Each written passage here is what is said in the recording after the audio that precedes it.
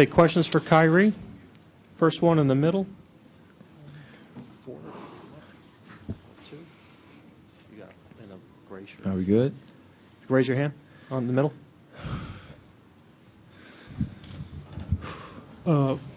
Program for Law Sports China. Hello, Kyrie. I want to know what were you thinking before you hitting that clutch 3 in the last minute of fourth quarter? I'm just hoping it goes in, but when it does, I'm thinking about getting Clay and Steph. Those guys have, kind of been leading that three-point line the whole entire series. So that's all I'm really thinking about, is just getting to those guys after that shot. And it was 89-89 for a good portion of the game, especially in that fourth quarter. So I was just thinking the next team that scores has a great chance of winning the championship, and I hope that we can be the team that's on that end. Jay on the left. Jade on ESPN. Kyrie, last year after Game 1, you walked out of here on crutches. What's the short version of the journey from that moment to this one? I tried to downplay it the whole entire season of the emotional kind of stress that I was putting on myself from getting hurt, not being there with my teammates, watching it on TV.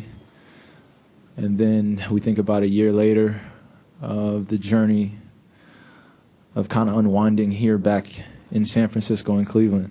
And the amount of great players that were on the floor at one time, and the platform and the magnitude of what it really meant for both teams.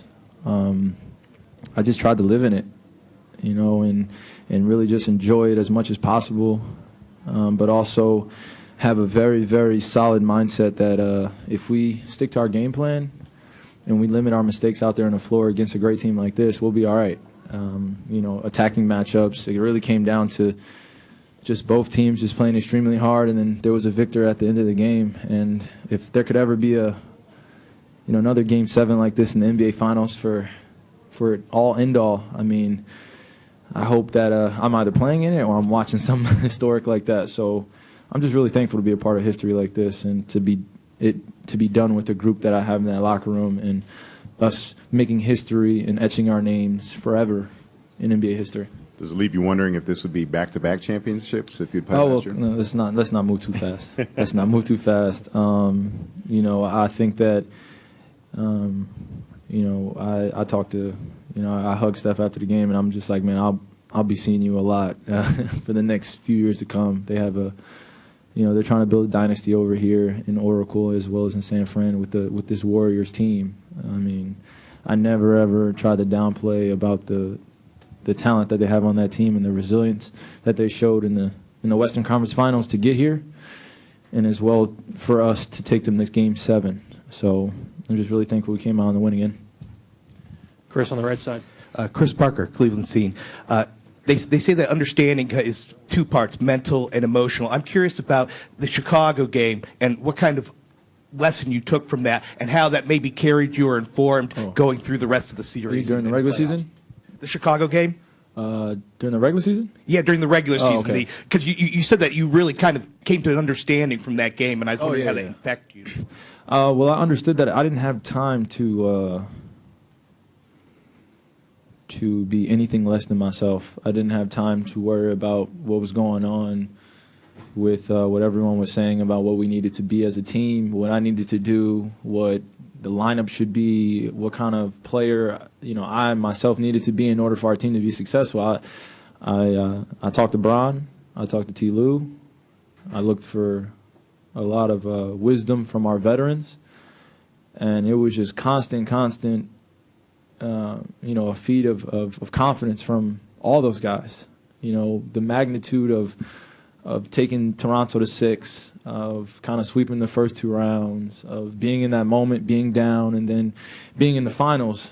It was game to game. It's just growth, and taking it one possession at a time. So I'm really thankful to have the bonds that we have, that we created in that locker room, that we started, when I was, kind of still limping around in the facility, and watching those guys get geared up for the beginning of the season. So I just think back to those times, and just really stayed focused on what was at hand, and that was the gold trophy. Was that also part of what a couple days ago you guys talked about, kind of closing yourself off and realizing that what happened in the locker room was all about you guys and you couldn't worry about the stuff outside Well, of it? I've always been kind of echoed around that. It's like if we take care of what's important for us internally in our locker room, then we'll be all right. You know, regardless of what anybody else says of what needs to happen for our team, it was just everyone had an answer for what the Cleveland Cavaliers needed to do. So, and then now it was, you know, I just remember, you know, during when we're down 3-1, I think, you know, it was a 92% chance for Golden State to win and us for 8%. And then it goes 3-2, and then it goes 3-3, and then now the odds change completely. And I'm glad it happened this way, but I'm really thankful that we got to play against a great team like the Golden State Warriors that I can tell my daughter about, I could tell my friends about, my brothers, that we accomplished something that no other team has accomplished against a team that is you know, star-studded, that I have nothing but respect for. So, okay. All the way in the back. Danny LaRue, Real GM. Kyrie, you talked about how you had to get back on defense after you hit that huge three. Were you able to take a mental picture of that moment I'm sure you dreamed about, or is that something that will come with time? It'll come with time. After the game, I didn't even really know how to feel. I didn't really understand the emotions that really came with, you know, winning an NBA championship. Now I embraced my, you know, my assistant coach, Phil Handy, after the game. You know, we're on the floor. But I still haven't even released a lot of the emotions that, you know, I know are building up inside of me. I think it really comes from, you know, right after the game, I'm still in this competitive mode. Like, is there another game that we have to play against this great team? Like, I really just pray and hope not. And then I'm hugging everybody, and I'm glad it worked out the way it did. And I know that it'll come to me next day or a week or so or sometime when I'm embracing my family or friends or my teammates. Kyrie, James Ham, CSN Bay Area. When you watch LeBron get so emotional, you talked about the bubble hasn't broke for you, but it did break for him. What did that do for you watching, you know, one of the greats go through that? I'm glad to be a part of it. I'm glad that when I watch the amount of YouTube clips that I've watched over my however long the internet has been around, or YouTube has been around for me, I've watched Bron in Game 7s. I've watched Kobe in Game 7s. I've watched a lot of guys before they were, you know, Bron actually got to be my teammate.